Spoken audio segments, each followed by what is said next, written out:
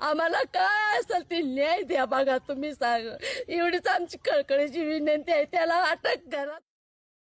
सोलापूर जिल्ह्यातील बार्शी तालुक्यातील कोरफळे गावात अज्ञात व्यक्तीने द्राक्ष बागेवर तणनाशक फवारल्याने संपूर्ण बाग उद्ध्वस्त झाल्याची धक्कादायक घटना समोर आली आहे.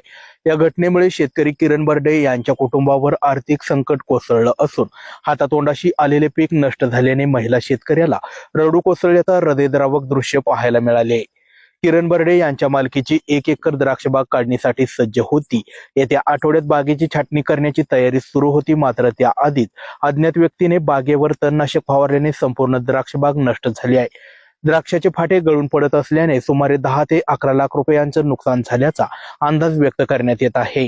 सध्या बागेतील वेल कोमेजले असून येत्या काही दिवसात संपूर्ण बाग नष्ट होण्याची भीती शेतकऱ्यांनी व्यक्त केली आहे. या घटनेमुळे परिसरात संतापाचं वातावरण असून या प्रकरणी अज्ञात व्यक्तीविरुद्ध पोलिसात गुन्हा दाखल करण्यात आलाय. या प्रकरणी पोलीस अधिक तपास करीत आहेत. मी साहेब भीती वाटत होती. आता आमच्या बागाला कराय मिळालं नाही, आम्हाला का मारून टाकायचा नाही सांगा तुम्ही. आता बागे जळाय झालेले आहे.